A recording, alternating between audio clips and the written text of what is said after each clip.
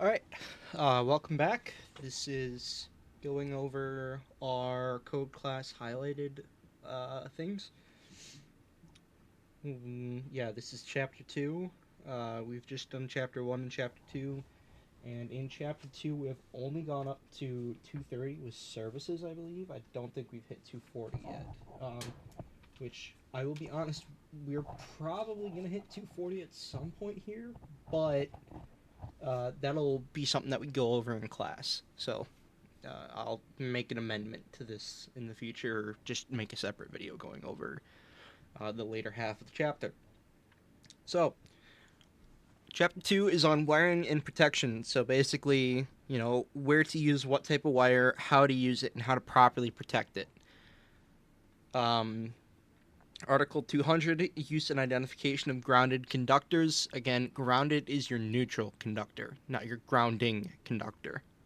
So, the first thing that we highlighted was multiple circuits where more than one neutral conductor associated with different circuits is in an enclosure. Grounded circuit conductors of each circuit shall be identified or grouped to correspond with ungrounded circuit conductors by wire markers, cable ties, or similar means in at least one location within the enclosure. So what does that mean? I'm going to bring up my paint here. Excuse all of that. So, let's say you have a cable tray. You're pulling three different hot wires. I'm going to go with a black, a red, and a blue. And you're pulling three different neutrals. We'll do neutral and gray.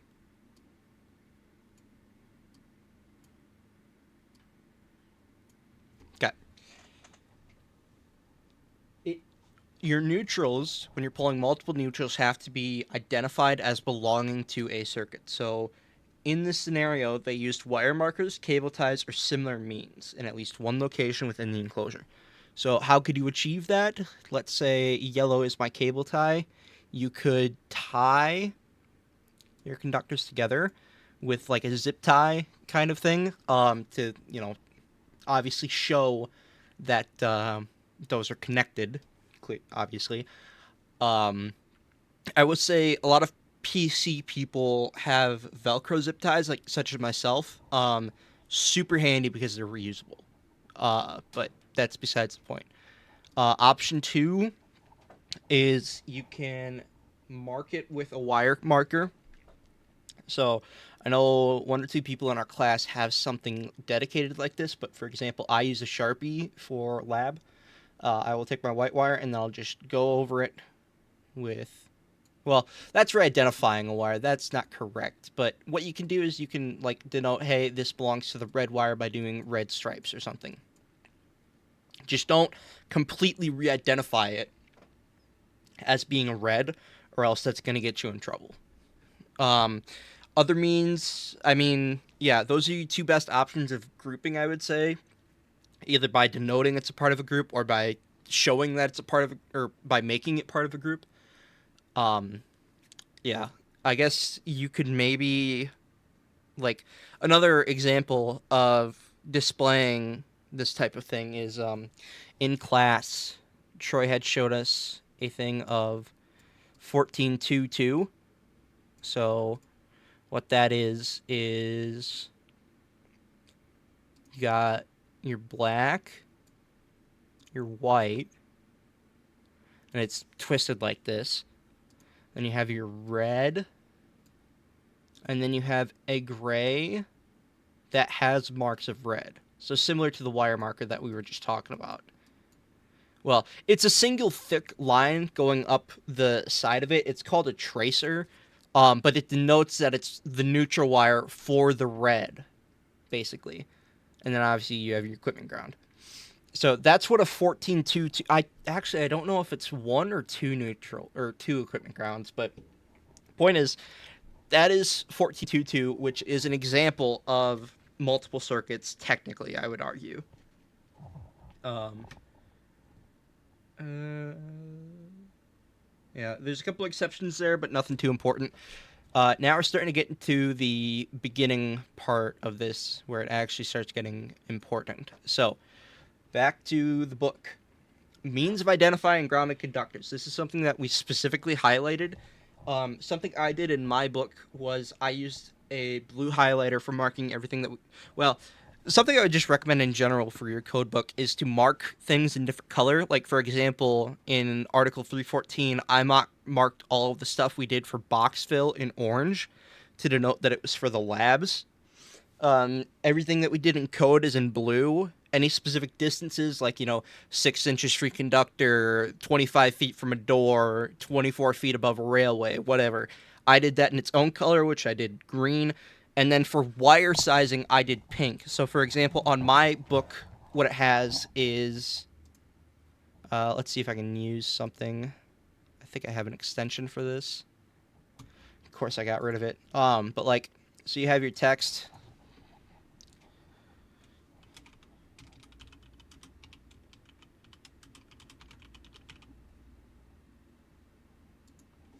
Okay. So yeah, what I did was I went over this. Sorry. Should draw. Yeah, it's transparency. So I did sizes or larger in my blue highlighter, and then I did the actual wire size in a pink. Obviously, it's not that light, but you get my point. So that's kind of what I did. It's very nice to keep it at least a little bit more organized so that certain things stick out, which is exactly what he told us to do. So, anyways, back to the actual point. Means of identifying grounded conductors sizes 6 gauge or smaller. So 6 gauge to 14 is what we're normally going to work with because 18 gauge is, for doorbell circuits. And also, there is no grounded in an 18. Everything is hot. So, the insulation of grounded conductors of 6 gauge or smaller should be identified by one of the following means. 1. A continuous white outer finish. 2. A continuous gray outer finish. 3. Continuous white or gray stripes along the conductor's entire length on other than green insulation. Green means ground, normally, or grounding. A single conductor, sunlight resistant outdoor rated cable used as a solid grounded conductor. Grounded conductor of mineral insulate fixture wire. Shock apply for area. Okay. Yeah. Your main things you need to focus on are 1, 2, 3, and 4 to a certain extent. Oh, I skipped over 4 completely, I think. Conductors with white or gray insulation and colored tracer threads in the braid identifying the source of manufacture. I don't know what to talk about source of manufacture, but when I say tracer, going back to the 1422, that's when you have your neutral wire with a red line down the side to denote that it goes with your red hot, not your black hot, if that makes sense. Um, Scrolling down a little bit. Sorry, I changed up my setup just a little bit. It's a little awkward, but it works better than yesterday's, I believe.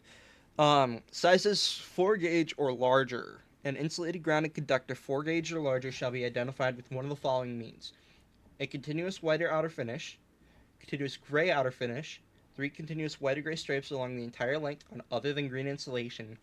And then he specifically had us highlight 4 because this is what we're going to be using for large services. At the time of installation, be identified by a distinctive white or gray marking at its terminations. This marking shall encircle the conductor's insulation. So, I think even out in the hall, there's a picture that's an example of this where you have a large sheathed neutral cable for your service that maybe has white duct tape going, or not duct tape, but white electrical tape going around it, as an example of how you can re-identify that 4 gauge. Yeah, that 4 gauge. So, and obviously you can always do the white or the gray. That's pretty standard for all neutrals, but 4 gauge has this one specific way, which I think most people do. Because, you're not going to find like an NM for fucking 2-aught cable. But, anyways.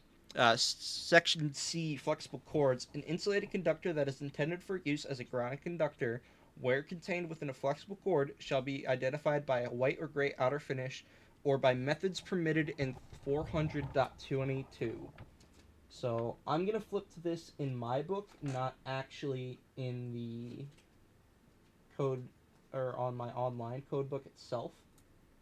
But in chapter or in article 400, you got a bunch of different charts that we're going to skip over. Went too far. Okay. Oh, we did highlight this for labs, actually. Okay. See, that's why I did that, so that I know what we highlighted it for. Anyways, 400.22, grounded conductor identification. One conductor of flexible cords that is intended to be used as a grounded circuit conductor shall have a continuous marker that readily distinguishes it from the other conductor or conductors. The identification shall consist of one of the methods indicated in 400.22a through F. So, it says colored braid, tracer and braid, colored insulation, colored separator, tinned conductors. The one that he had us mark and the one that we have on our suicide cords, actually, is surface marking, where one or more ridges, grooves, or white stripes located on the exterior of the cord so as to identify one conductor or cord for cords having insulation on the individual conductors integral with the jacket. What does that mean? It means that, and this is how we have it on our suicide cords, there's a piece at the top that has lifted ridges, kind of like if you run your fingernail against them, you'll feel it. And that is your neutral conductor. So that's important to remember. So that's kind of why we highlighted that and why we make note of that. So, next page. Okay. You skip down to 200.7. Use of insulation of a white or gray color with or 3 continuous white or gray stripes. So circuits less than 50 volts is where we're skipping to. A conductor with white or gray color insulation or 3 continuous white stripes or having a marking of white or gray at the termination for circuits less than 50 volts shall be required to be grounded only in accordance with 250.20a. That is in grounding and bonding. We're not going to get in. Actually, I should probably check if we did get into that because I don't remember. Because we might have. We did not. Okay. So it's just talking about, if it needs to be grounded based on its current, I believe. So circuits of 50 volts or more, the use of insulation that is insulation that is white or gray or that has 3 continuous white or gray stripes for other than a grounded conductor for circuits of 50 volts or more shall be permitted only as in the following.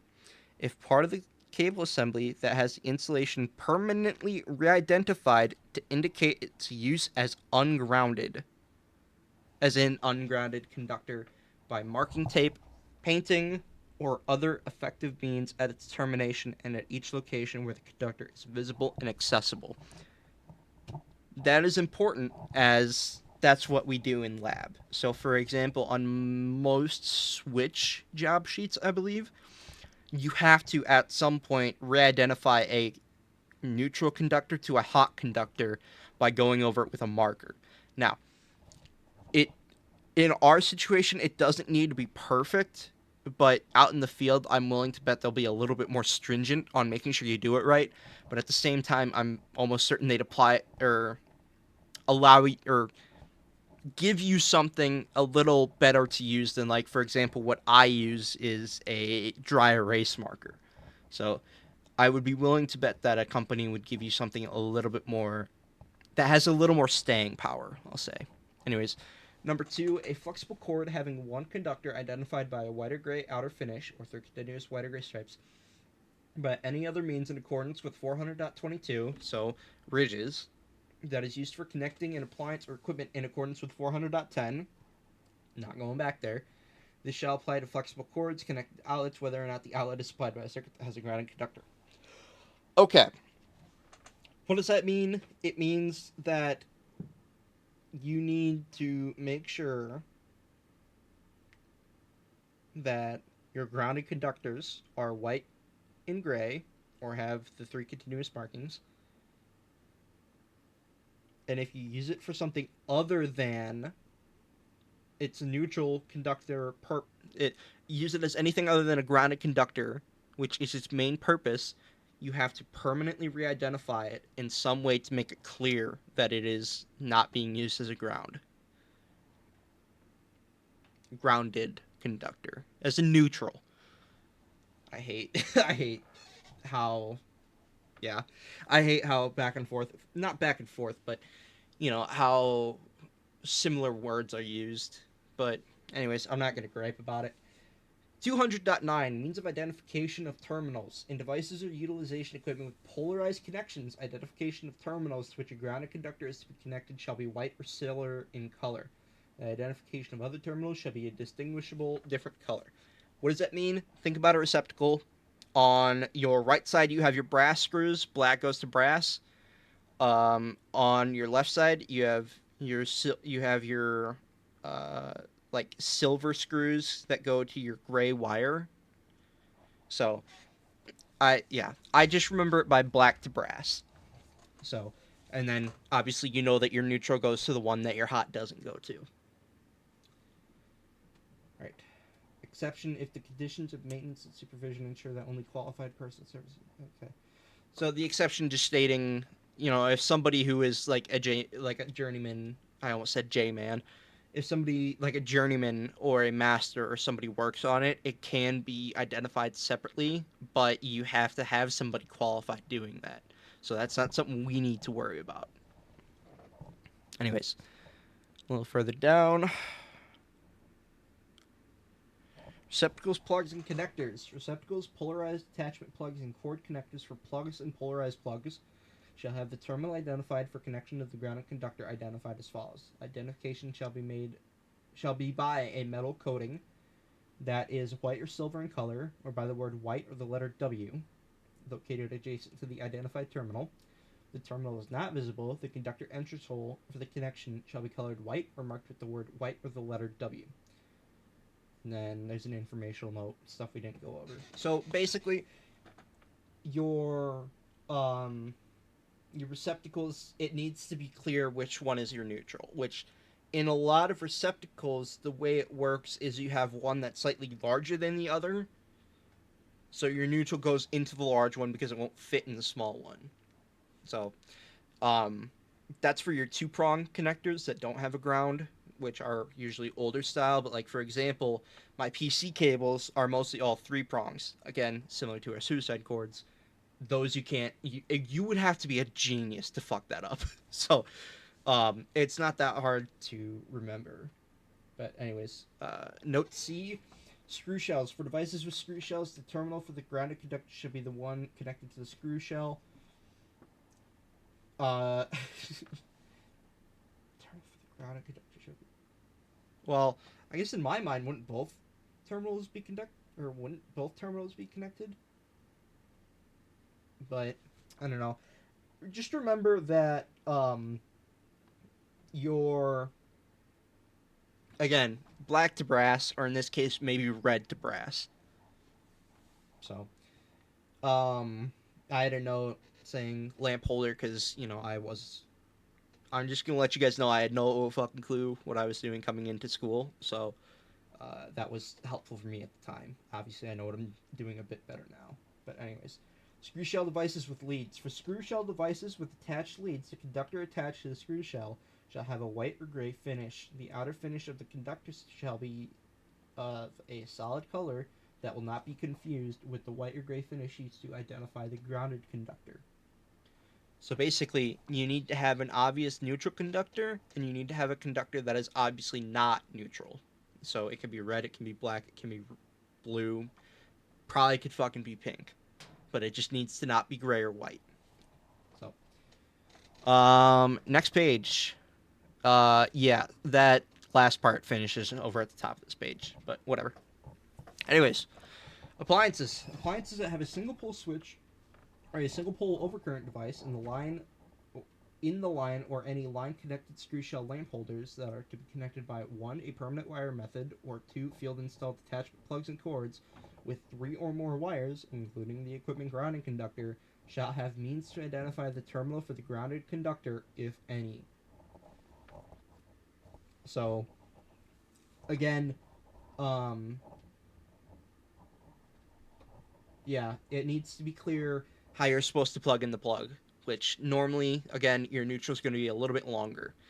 And then, yeah, when they say uh, with three or more wires, it's including the equipment ground and conductor. So again, like a PC plug-in cable, like what I have, um, but also like maybe a space heater or some sort of something that will draw enough power and that it needs that you probably have to be concerned with making sure that it's grounded. Anyways, polarity of connections. No grounded conductor shall be attached to any terminal or lead so as to reverse the designated polarity. That's why we put things in clockwise to keep your polarity straight. Why it works like that? Fucking magnets. How do they work? Um, but yeah, just make sure that you're doing things clockwise. So your hots come in from the bottom, like auto receptacle. Your hots come in from the bottom, and then your neutral comes in from the top. Same thing with your equipment ground. Then same thing goes for your equipment ground on your switch, and your hots. Both of your hots come from the bottom on your switch, and then on a lamp holder, just again clockwise. So you can put it in. Yeah, it's really only one way. It just depends on the rotation, but yeah. Anyways, Article 210 branch circuits not over 1,000 volts AC, 1,500 volts DC nominal. So nominal meaning not exactly but roughly. Okay, skipping down to 210.4. That's where we started, or where we first highlighted. Um, Multi-wire branch circuits. So I have an informational note: more than one hot wire. We know this. Again, I didn't know this. Um, Branch circuits recognized by this article should be permitted as multi-wire circuits. A multi-wire circuit shall be permitted to be considered as multiple circuits, except as permitted in 300.3b4. All conductors of a multi-wire branch circuit shall originate from the equipment containing the branch circuit overcurrent protective device or protective devices. So you can have technically multiple circuits connected to the same breaker if it has more than one hot wire. So, for example, um, let's say you have you have to do the receptacles in a bedroom and an attached closet. Maybe you could. I'm not sure if I'm not sure on a great example for this, but I think you understand what I'm getting at, where you need to make sure that or that a multi-wire branch circuit can technically be counted as multiple branch circuits. So, yeah. Anyways, grouping. The ungrounded and grounded circuit conductors of each multi-wire branch circuit shall be grouped in accordance with 200.4b. Again, what we went over, the cable ties, the tracers, etc. Identification for branch circuits. A grounded conductor 200.6. We went over that. Identification of ungrounded conductors. Ungrounded conductors shall be identified in accordance with 210.5 C1 or 2 as applicable. Uh, Part 1 has no highlights as far as I'm aware. I mean, it's pretty obvious what's going to be your hot conductor. It's just not going to be your neutral or your equipment ground.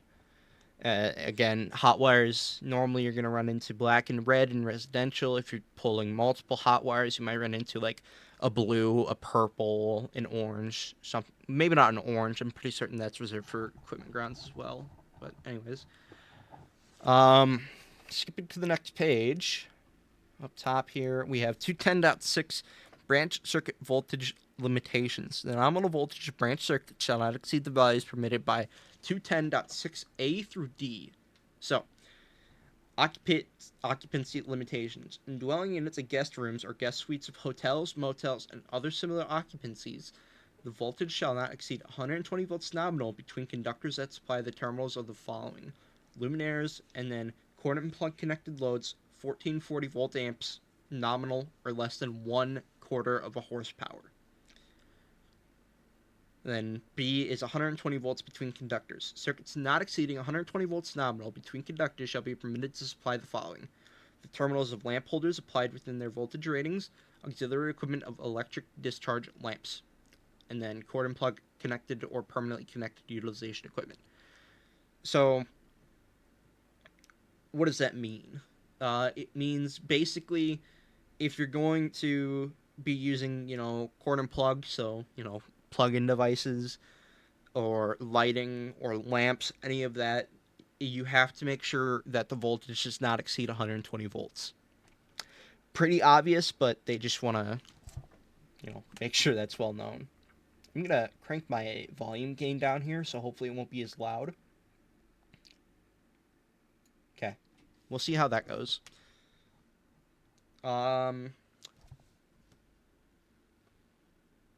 So we skip over to 210.7, multiple branch circuits.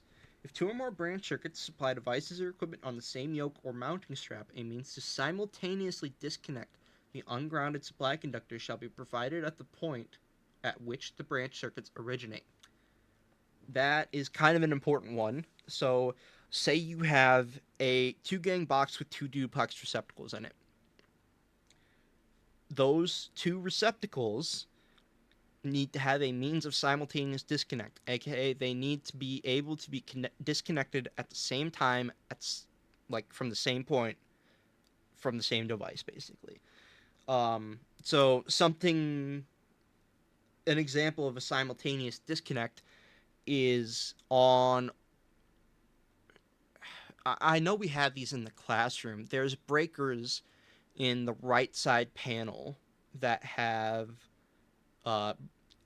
breakers that take up multiple slots and have multiple switches, but the switches are all connected with a single piece of plastic so that you can't individually flip one. You flip all of them at the same time. That is simultaneous disconnect. You would use that for, I believe, all of those breakers are like 20 amps, so I think collectively it makes a 60 amp breaker. So that would be a means of simultaneous disconnect, if I'm correct. 210.8, ground fault circuit interrupter protection for personnel. This is the big one. A listed Class A GFCI. Wait, am I in the right spot? Oh, I am in the right spot. Okay. A listed Class A GFCI shall provide protection in accordance with 210.A, 8A through F. The GFCI should be installed in a readily accessible location. This is something that has been mentioned multiple times. You can't have a GFCI in, say, a cabinet or you can have it behind a locked door, I believe, but you shouldn't need to get a ladder to access it. So, for example, you can't have your garbage disposal in a cabinet plugged into a GFCI directly, or a microwave whose cord and plug goes to a cabinet, or your garage door opener, which goes to the ceiling, unless you have a very small ceiling or a very tall person. So in those instances, you would need, a breaker, for example. So, for the purposes of this section, the distance from receptacles shall be measured as the shortest path the power supply cord connected to the receptacle would follow without piercing a floor, wall, ceiling, or fixed barrier. Okay. Section A, dwelling units. All 125 through 250 volt receptacles installed in the following locations and supplied by single-phase branch circuits rated 150 volts or less to ground shall have ground fault circuit interrupter protection for personnel. And then it begins to list off the locations. So, bathrooms, garages, outdoors, crawl spaces at or below grade level, so meaning at the point of, your floor, basically, or below that. So, say you have a house with a basement. If you have a crawl space in that basement, that needs to be GFCI as well. Obviously, because 5 is basements, but because it is below grade level. So, again, 5 basements, kitchens, big one. Areas with sinks and permanent provisions for food preparation, beverage preparation, or cooking. So, like a dry bar, wet bar. A bar in general. I don't know. I'm not an alcohol drinker. And then, stuff similar to that. Sinks where receptacles are installed within 6 feet from the top edge of the bowl of the sink. So, I want to point that out. Um, it says sinks within 6 feet. That does not mean that you don't need to GFCI your whole kitchen or bathroom, because bathrooms and kitchens supersede the area with sinks. Like, those apply technically before, kind of. Because, yeah, you're probably going to have a sink in a kitchen. And even though you have a different rule about a sink, you have to follow the one about the kitchen first, because that takes precedent over. So that's why you have to GSA the whole kitchen, even though on some things that we get, we might only say, or it might say, oh, you just need to do 6 feet. No, that's old code. I think this is not a new change, but I think Troy said that kitchens were added in like the 2020 or 2017 cycle, so relatively new. Boathouses, bathtubs, or shower stalls where receptacles are installed within 6 feet of the outside edge of the bathtub or shower stall, similar to sinks. Laundry areas, indoor damp and wet locations. Okay. So, yeah, it's pretty simple. It's just a lot to remember. Thankfully, on code tests, we get our code books, so you have access to this list. But the ones that you really need to remember off the top of your head are bathrooms, garages, basements, kitchens. Those are the big four. The rest of them either generally fall in line with that, or there's a specification kind of needed of like, oh, it's a bar but it also has a sink, or oh, it's a crawl space but it's below grade level, so therefore it needs to be GFCI, etc., etc. A bunch of exceptions here, but I'll let you guys go over that. Going down a little bit, other than dwelling units, so obviously the other than dwelling units like shops, garages, stores, stuff like that. Bathrooms, kitchens, areas with sink, buffet serving areas, rooftops, outdoors, sinks or receptacles and cord plug 6 feet from a sink, indoor damp and wet locations, locker rooms, garages, crawl spaces, unfinished areas of basements, aquariums or other aquatic areas is what I'll say. Laundry areas, bathtubs, and shower stalls 6 feet. So pretty similar to dwelling units. There's a couple other exceptions that would only apply to like commercial, like a buffet area. Most people won't have a Pizza Ranch buffet in their house, but if you do, let me know. um, anyways, bunch more exceptions. We're gonna skip. We're gonna go down to crawl space lighting outlets. Crawl space lighting outlets need GFCI protection, not exceeding 120 volts. Okay, 120 volts. That's our basically our standard for residential and lighting, whatever. So, yeah. And then specific appliances. GFCI protection shall be provided for the branch circuits or outlets supplying the following appliances rated 150 volts or less to ground and 60 amps or less, single or three phase. So, yeah. Again, these are some very specific things. Some of these will fall under, you might have a vacuum in a garage. You might have a water cooler in a resident, or not a residential. You might have a water cooler in a business or a kitchen. You might have a vending machine in a commercial zone. You might have a sump pump in your basement. Like, for example, we have like an unfinished section of our basement in our laundry room where we hang our clothes. That's where our sump pump, that's where our water heater are. So that technically is counted as part of the laundry, I believe. And either way, it's in the basement. So that would be GFCI anyways, but it's specified here as well. Same thing goes for dishwashers, electric ranges, wall-mounted ovens, clothes dryers, counter-mounted cooking units, microwave ovens. Most of these things are going to be GFCI automatically because you're going to be in a kitchen or a laundry area or a basement, but they want to specify, which, fair enough. Skipping across, outdoor outlets. For dwellings, all outdoor outlets, other than those covered in 210.8a, except for number 1, including outlets installed in the following, yeah, generally you need to GFCI outdoor outlets, even if they are like watertight or waterproof, whatever the fucking terminology is. Right? See, I went over all the definitions yesterday, and even I forgot them. So, anyways, branch circuits required. This is another big one. 210 in general is big. Uh, but again, yeah. Skipping straight to the next page, right up at the top here, dwelling units. Small appliance branch circuits. In addition to the number of branch circuits required by other parts of the section, 2 or more 20 amp small appliance branch circuits shall be provided for all receptacle outlets specified by 210.52b. That, again, is a big one. That's talking about, in a kitchen, you need at least 2 branch circuits rated at 20 amps or above for counter, utilization equipment. Like blenders, hot tubs, hot pots, maybe. I'm blanking. Air fryers, crock pots, hot plates, stuff like that. I I got my words mixed up. My apologies. Um. Anyways, after that, laundry branch circuits. In addition to the number of branch circuits required by other parts of the section, at least one additional 20 amp branch circuit shall be provided to supply the laundry receptacle outlets required by 210.52f. The circuit shall have no other outlets. So you can't tie on to your laundry branch circuit. 3. Bathroom branch circuits.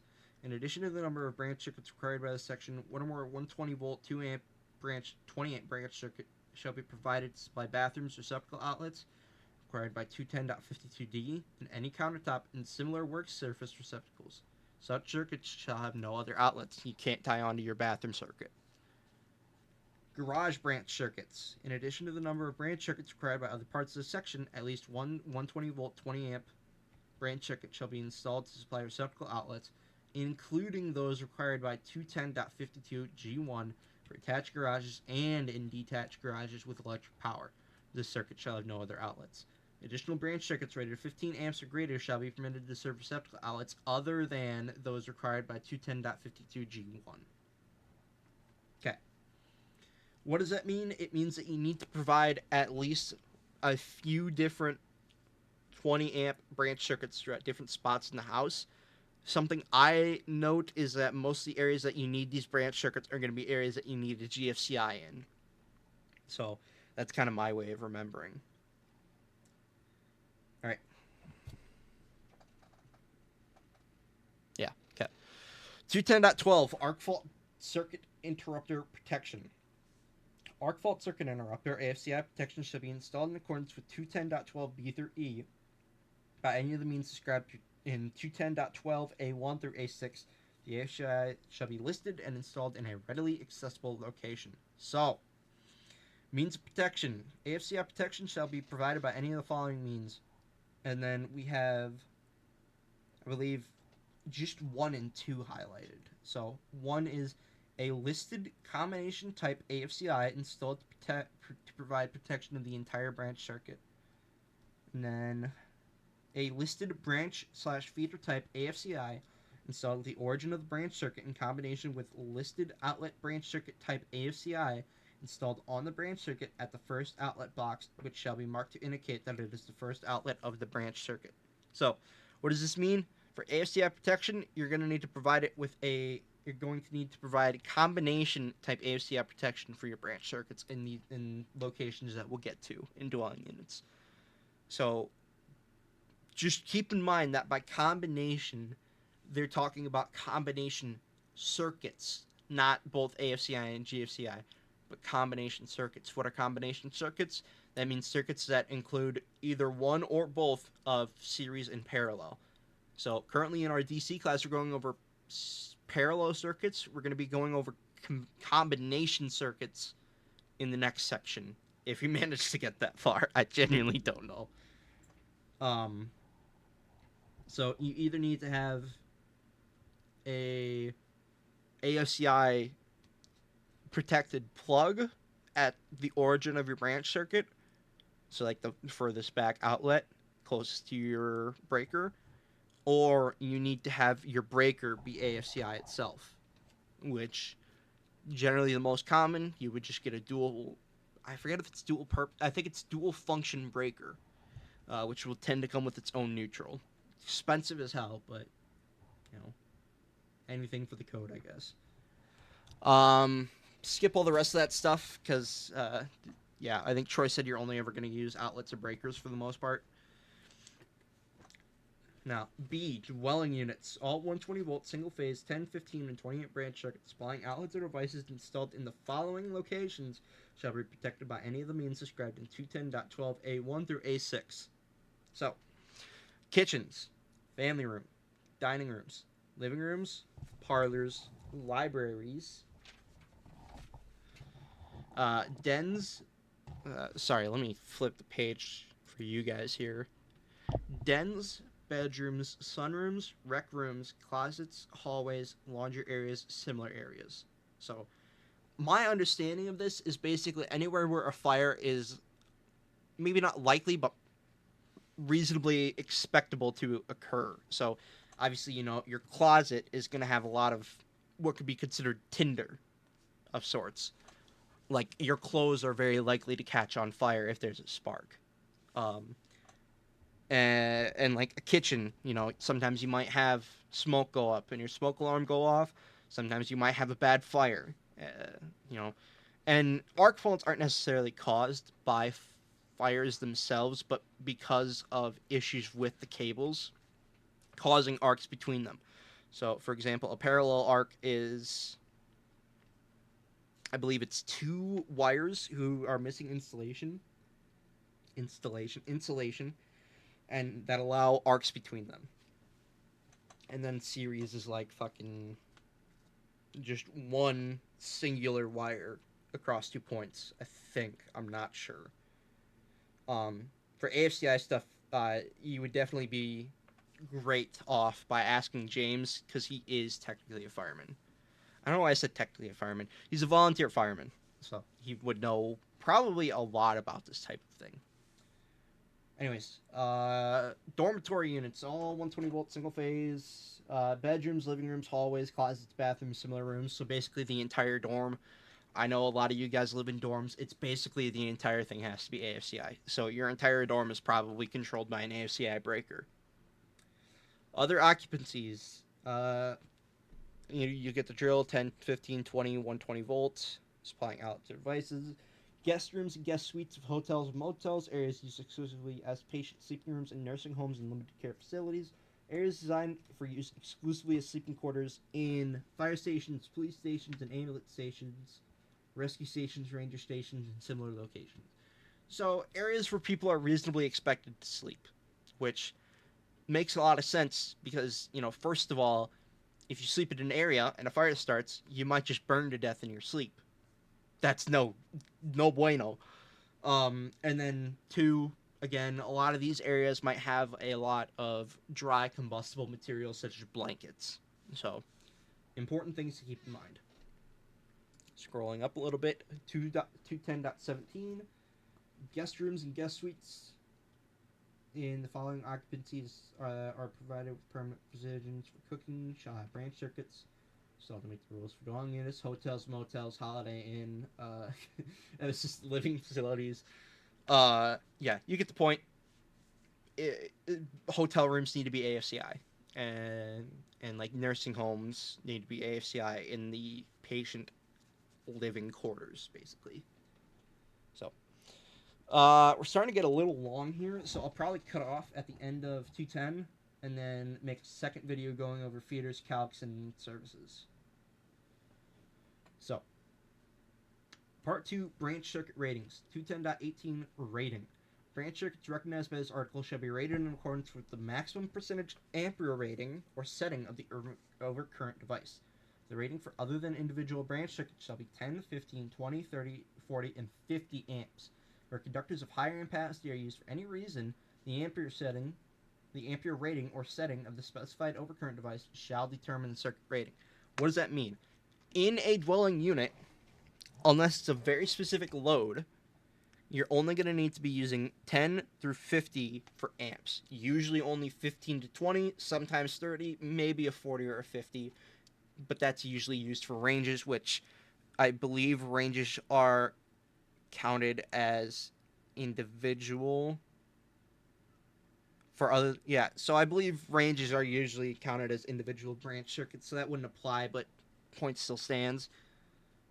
Same thing for dryers, obviously.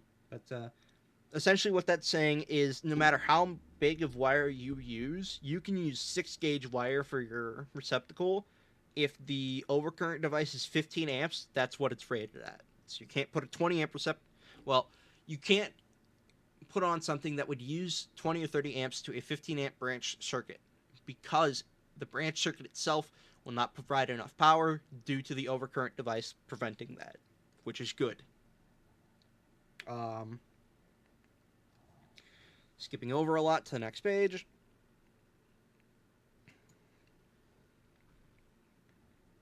Okay. Household ranges and cooking appliances for ranges of 8 3/4 kW or more rating. Minimum branch circuit rating shall be 40 amps. Okay, pretty simple, basic. We'll get into that with calculations. Other loads. Branch circuit conductors that supply loads other than those specified in 210.3 and other than cooking appliances as covered in 210.19c shall have an ampacity sufficient for the load served and shall not be smaller than 14 gauge. So you're not going to run anything smaller than 14 gauge in a house, basically, aside from doorbells and like fire alarms if they're hardwired. So pretty simple. Scrolling up a bit. Continuous and non-continuous loads, where a branch circuit supplies continuous loads or any combination of continuous and non-continuous loads, the rating of the overcurrent device shall not be less than the non-continuous load plus 125% of the continuous load. So, what does that mean? If you have a load that can be considered continuous, that is also on a circuit with something non-continuous, you have to size that for the continuous load or the non-continuous load. So say you have like something at 20 amps, you need to size it for 20 amps. If you have a continuous load at 30 amps, you need to do the 20 plus 30 times 1.25. So I'll actually say 40 for that. So you have to do 20 plus 40 times 1.25, which then becomes 50. So you would have to have minimum of a 70 or 75 amp breaker. All right. B. Conductor protection. Conductors shall be protected in accordance with 240.4. Flexible cords and fixture wires shall be protected in accordance with 240.5. Haven't gone over that. Okay. 1. A single receptacle on an individual branch circuit. A single receptacle installed on an individual branch circuit shall have an amp rating not less than that of the branch circuit. So, if you have an individual branch circuit that is 50 amps, you don't put a 30 amp plug or thing on it. Obviously. 2. Next page. Oh, I completely whiffed that. My bad. Anyways. 2. Total cord and plug connected load. We're connected to a branch circuit supplying 2 or more receptacles or outlets. A receptacle should not supply a total cord and plug connected load in excess of the maximum specified in 210.21b. That's further down here. So, basically what it's saying is on your circuits, you can have these certain rated receptacles. But those receptacles cannot supply more than the maximum load. So if you have a 15 amp circuit with 15 amp receptacles, you need to keep it below 12 amps utilized. I believe it's like 80%, I think, is the percentage. I'm not certain. I'm pretty certain. I don't know. I'd have to do the math on that one. And then the table below that is talking about receptacle ratings for circuits serving more than one receptacle or outlet. So basically, these are the size receptacles you can have for certain circuits. So you can put a 20 amp receptacle on a... Yeah, you can put a 20 amp receptacle on a 20 amp circuit or a 15 amp receptacle. That's just because, you know, you're not always going to need to go with a 20 amp receptacle for a branch circuit if you know it's not going to need that 20 amps. Now, how would you know that unless you're building your house and you know exactly what you're going to do? I don't know. I mean, like, in my house, we have 14 gauge, 15 amp branch circuits for most of the house, so I couldn't tell you. Anyways, back up a little bit. Okay. 210.22. Permissible loads individual branch circuits. An individual branch circuit shall be permitted to supply any load for which it is rated, but in no case shall the load exceed the branch circuit amp rating. So if you have a range and it's going to be 31.25 amps, don't put it on a 30, put it on a 40 at minimum. Kind of obvious. 220.23 or 210.23 permissible loads multiple open branch circuits.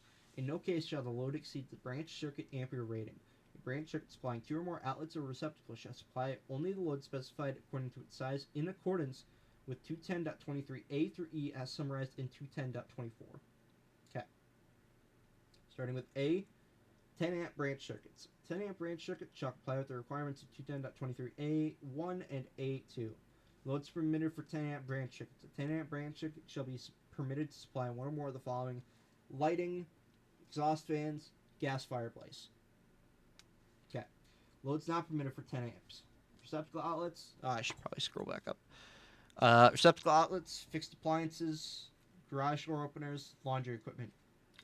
Obviously, for most of these, you're going to put it at a minimum of 15, more likely a 20, and with some of those a 30.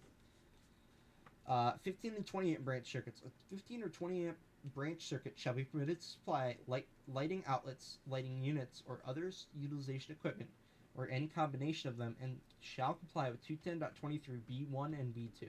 So, 1. Cord and plug connected equipment not fastened in place. The rating of any one cord and plug connected utilization equipment not fastened in place shall not exceed 80% of the branch circuit amp rating. So I was right on that previous table. 2. Utilization equipment fastened in place. The total rating of utilization equipment fastened in place other than luminaires shall not exceed 50% of the branch circuit amp rating where lighting units, cord and plug connected utilization equipment not fastened in place or both are also supplied.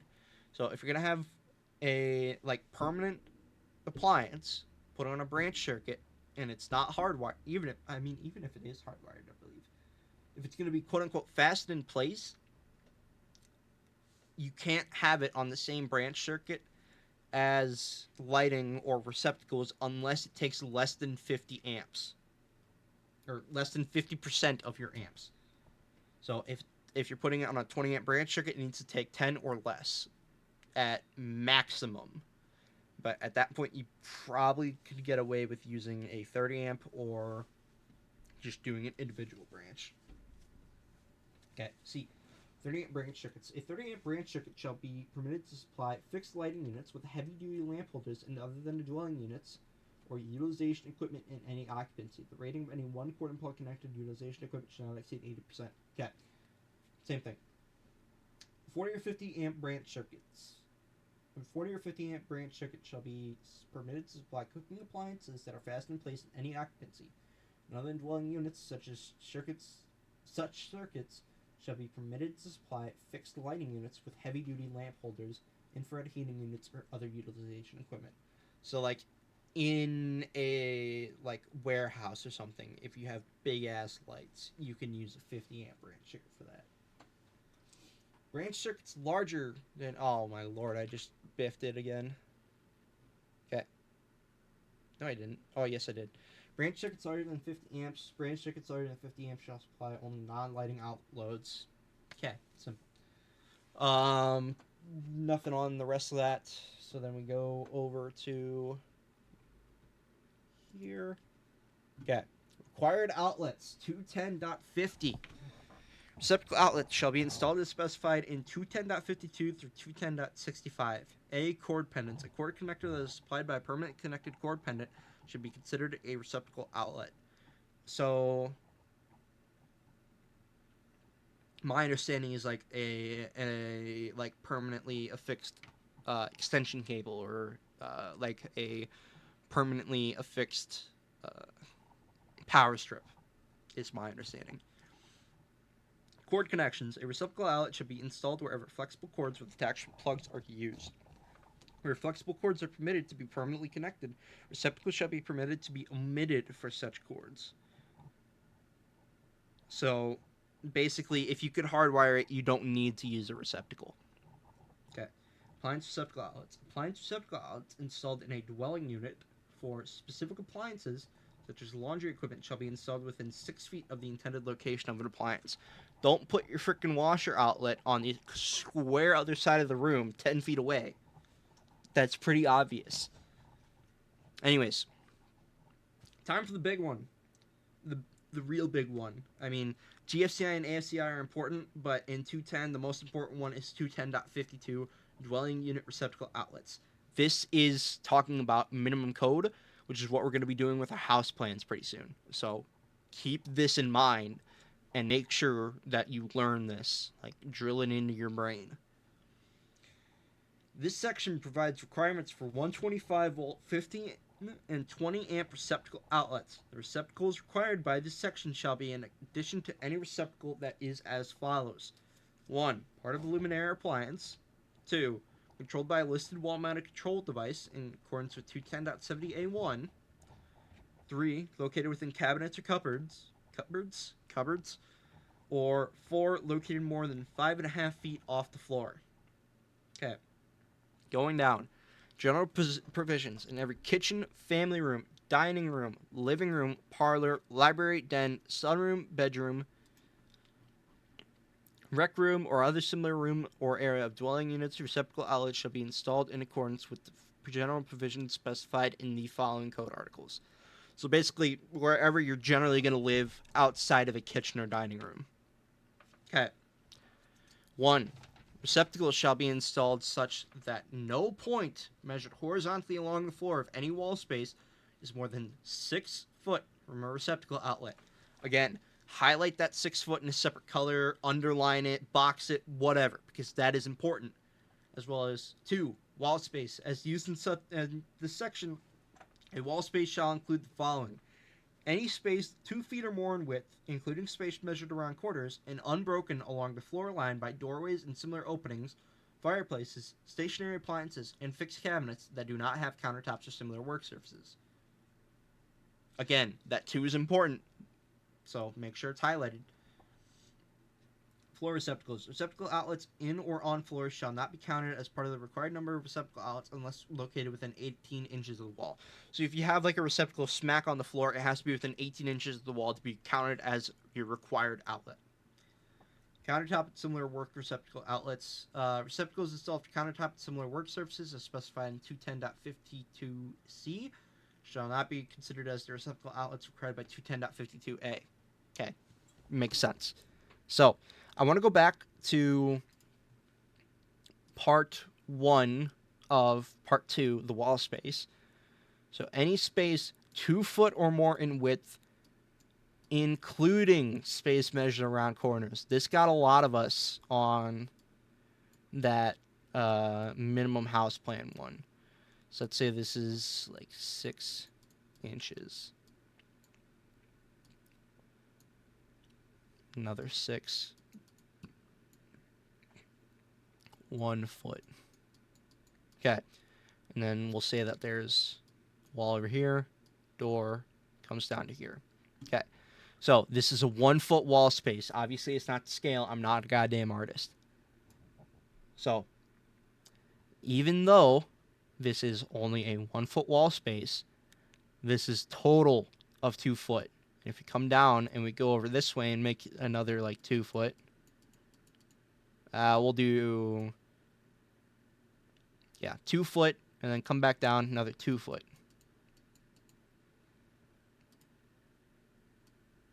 Okay. So this is considered a 2 foot space of wall because it is continuous. So you would have to put a receptacle somewhere in this area, probably by the door is what most people would do. And then you have, because you have it within 6 feet of the door, and then you can go 12 feet out, which would be like down here somewhere. Because you need 6 feet between, or you need outlets within 12 feet of each other. So what we just covered is the 2-6-12 rule. So good to keep that in mind. Any 2 foot space of wall within 6 feet of a door and 12 inches of, or 12 feet of another outlet. So again, very good to keep in mind because they will drill that. They will drill you for that. Like, we have done that so many times. I think you'll be very shocked and appalled if anybody gets that wrong. Well, I don't want to say that because this is still a little tricky, but, you know, just do your best to keep that in mind. Where am I at? Small appliances. So receptacle outlets served. In the kitchen, pantry, breakfast room, dining room, or similar area of the dwelling unit, the 2 or more 28 branch circuit small appliance branch circuits required by 210.11c1 shall serve all wall and floor receptacle outlets covered by 210.52a, all countertop outlets covered by 210.52c, and the receptacle outlets for refrigeration equipment. Couple exceptions, whatever. No other outlets. The 2 or more small appliance branch circuits as specified shall have no other outlets. So, we're going back to the drawing board here. Say you have... Say this is like... Well, not like that. I'm going to say invisible line here, and then like a wall maybe with like a window. Not like an actual window, but, you know, like a peek hole kind of thing. Living...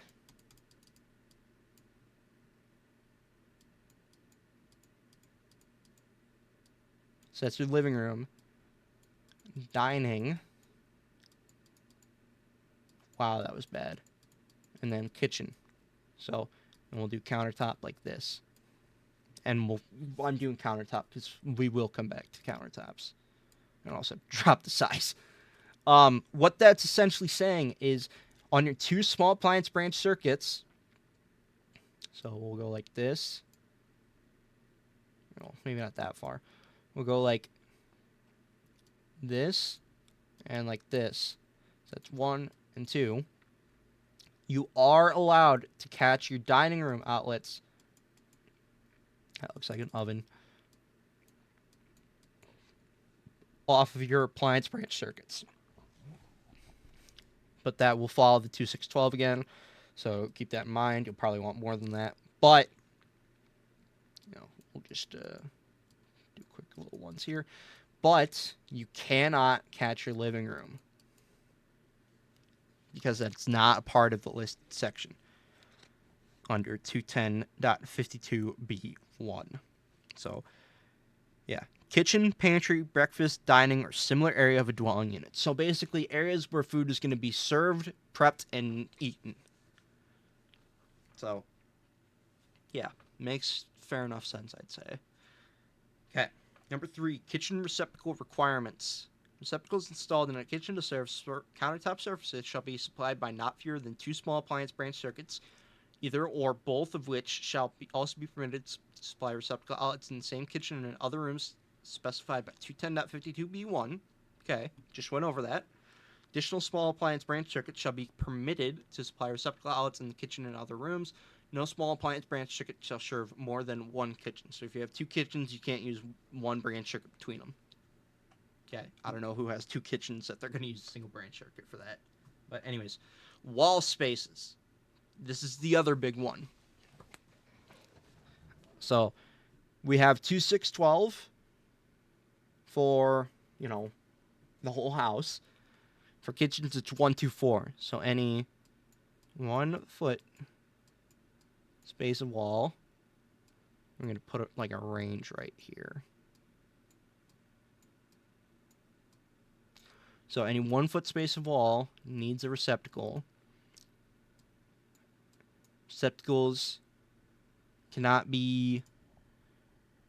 Receptacle outlet shall be installed so that no point along the wall line is more than 24 feet or 24 inches measured horizontally from a receptacle outlet in that space. So this is an exception because there's the range in the way, but you know, you'll probably have also your range outlet here on a different branch circuit. But from here, you need to go 2 inches or 2 feet out at maximum. The location of the receptacle should be in accordance with 210.52c3. Peninsular countertops workspaces. Let me just make sure I got that last part right. Sets 1, 2, 4. I'm pretty certain I got that right, but we'll go over that with Troy at some point.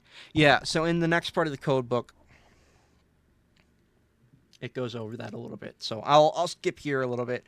The other thing was just about islands and everything and receptacle outlet location. We'll go over that again. This space here, space exempt from wall line if it is less than 12 inches. So If your range is up against your backsplash or your wall, you're good. But if you have a sink that's 12 inches from your backsplash, you need to put an outlet there, even though that's kind of risky. But it would obviously be GFCI, so you'd be fine. Right, guys? um, but yeah, and the next thing, it talks about specifically in a corner, because, corners are a bitch. So it becomes 18 inches. So, but yeah, any 1 foot space of wall within 24 inches, you need, and then I think, yeah, so 1 foot space of wall, one for every 24 inches, and maximum of 4 feet between outlets. So again, similar to 2612, not the same, but similar, because different numbers. But anyways, island and peninsula countertops and work surfaces. Another important one. Receptacle outlets, if installed to serve an island or peninsula countertop or work surface, shall be installed in accordance with 210.52C3. If receptacle outlet is not provided to serve an island or peninsula countertop or work surface, provisions shall be provided at the island or peninsula for future addition of a receptacle outlet. Okay, so what that means is you're going to need to bring up some sort of space for an extra outlet on the island itself. Okay. Receptacle outlet location. Receptacle outlets should be located in one or more of the following: on or above, but not more than 50 millimeters, or 20 inches above a countertop or work surface. In a countertop using receptacle outlet assemblies listed for use in countertops, it's like the pop-up charging ones. And a work surface using receptacle outlet assemblies listed for use in work surfaces and listed for use in countertops. Basically the same thing. So, now we go to the next one. Just went over that. Bathrooms. At least one receptacle outlet shall be installed in bathrooms within 3 feet of the outside edge of each sink. The receptacle outlet shall be located in a wall or partition that is adjacent to the sink or sink countertop, located on the countertop, or installed on the side or face of the sink cabinet. In no case shall the receptacle be located more than 12 inches below the top of the sink or sink countertop. Receptacle outlet assemblies listed for use in countertops shall be permitted to also be installed in the countertop. Same thing we talked about with islands, but a little different. I think you can put a receptacle on the side of your vanity drawers. Like, I don't know the correct word for it, but you have your sink countertop and then you might have some drawers underneath of it. I think you can put one on the side, but first of all, don't quote me on that. Second of all, that seems like a stupid idea. Anyways, outdoor outlets. Outdoor receptacle outlets shall be installed in accordance with 210.52E1 through E3. One family and two family dwellings. For one family dwelling, you need to have a receptacle readily accessible from grade and not more than 6.5 feet above grade. Multifamily, same thing goes, but for each multifamily, essentially. Balconies and decks. And porches that are within 4 inches horizontally of the dwelling unit shall have one receptacle outlet accessible from the deck, 6.5 feet from grade. Okay. Laundry areas. In dwelling units, at least one receptacle outlet shall be installed in areas designated for the installation of laundry equipment. A couple exceptions, whatever. Basements, garages, and accessory buildings. For one and two family dwellings and multifamily dwellings, at least one receptacle outlet shall be installed in the areas specified 210.52G1 through G3. These receptacles shall be in addition to receptacles required for specific equipment. Receptacles supplying only a permanently installed premises security system shall not be considered as meeting these requirements. So, if you have a security camera and it's plugged into its own branch circuit, you can't count that as required.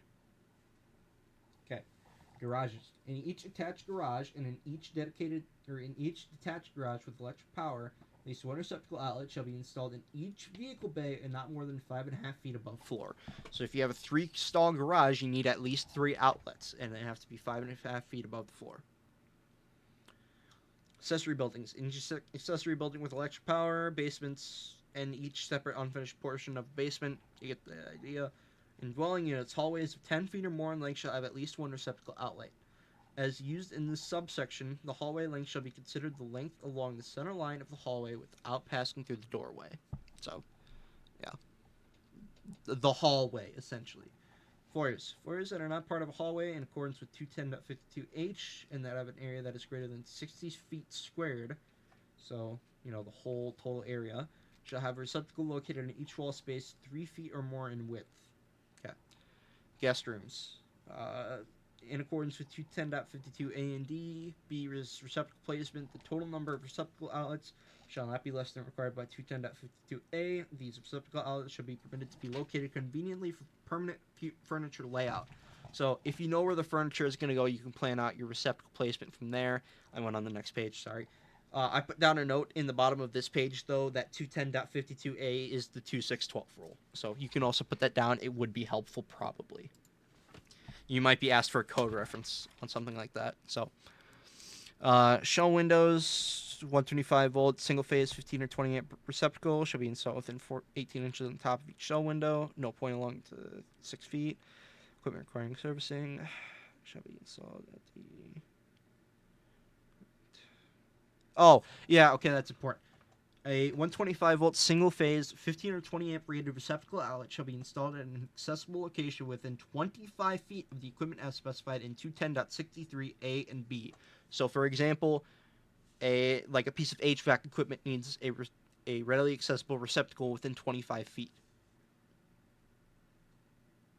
Well, it says accessible, but I guess I'd say readily accessible. The differences are kind of whatever. Meeting rooms is highlighted. I'm skipping meeting rooms. I'm getting tired. 210.70 lighting outlets required. Lighting outlets shall be installed or specified in 210.70 A, B, and C. The switch or listed wall-mounted control device shall not rely exclusively on battery power, so it incorporates a positive means of notification of impending battery depletion. Okay. Dwelling units. In dwelling units, lighting outlets shall be installed in accordance with A1 and A2. Habitable rooms, at least one lighting outlet controlled by a listed wall-mounted control device shall be installed in every habitable room, kitchen, laundry area, and bathroom. The wall-mounted control device shall be located near an entrance to the room on a wall. So, yeah. Exception number 1, other than kitchens, laundry areas, and bathrooms, one or more receptacles controlled by a listed wall-mounted control device shall be permitted in lieu of lighting outlets. So, you can have a switch receptacle with a lamp that acts as a light in lieu of having a dedicated ceiling light. Okay. Additional locations. Additional lighting outlets shall be installed in accordance with the following. Skip pretty much everything except for 2. A vehicle door in a garage stall shall not be considered as an outdoor entrance or exit. So with a garage, you're only considering your human doors, not your car doors. Okay. In 3, where lighting outlets are installed for an interior stairway with 6 or more risers between floor levels, there shall be a listed wall-mounted control device at each floor level and at each landing level that includes a stairway entry to control the lighting outlets. What does that mean? So, if you have a staircase that is 6 steps or more, you have to have a 3-way switch or 4-way switch at the top, at the bottom, and at any entrances to that area. Yeah. 4, dimmer control of lighting outlets installed in accordance with shall not be dimmer control of lighting outlets installed in accordance with the previous codes or the previous articles shall not be permitted unless the listed control devices can provide dimming control to maximum brightness at each control location for the interior stairway illumination. So it has to be able to reach peak brightness with just that one dimmer. Guest rooms and guest suites. In hotels, motels, or similar occupancies, guest rooms or guest suites shall have at least one lighting and outlet controlled by a listed wall-mounted control device installed in every habitable room and bathroom. You can plan in accordance with permanent furniture locations, just like in a house. If you know where your furniture is going to go, you can plan your outlets based on that as long as it meets minimum code. Okay. That is it for 200 and 210. Pretty big, pretty important area. So, feeders is pretty short, but I'll go over that with calculations and services, that type of stuff, because that's kind of all part of the same area going into from your branch circuits into what supplies your branch circuits, obviously, and also because this video's hour and 15 minutes long so far. So yeah, we'll call that good for the day. I'll get this video out tonight still, 12/3. I will send out an email link. I'll also send it in the group chat. If people find this useful, I'll continue making this. I'll do for sure up to 2:30. But if people would find it useful, I'll also talk with Angelia, see what we need to study for our test in DC for our final. Do something like that. Maybe do a guide on our meters again, and then talk with Troy about what we need for our blueprints. Maybe talk with Jax on what we should write down for. Yeah, that's one that I will do. I will make a video going over what you should put on your dedicated notes for the final. So that way I don't just send out a group chat that's like, here's everything you should write down, and it's just a bunch of fucking equations. I can tell you what you need to write down, why you should write it down, etc. But that will come at a later time. For now, I'm gonna get this out. I'm gonna go drink some water, and I'm gonna go play some Battlefield or something. I don't know. But yeah, hope you find this useful. Let me know if there's any. Oh, I just realized I didn't scroll through like any of this. You get the point. But yeah, tomorrow, if people would, or tomorrow I'll be going over 215 through probably 230. So I will see you guys then, I guess.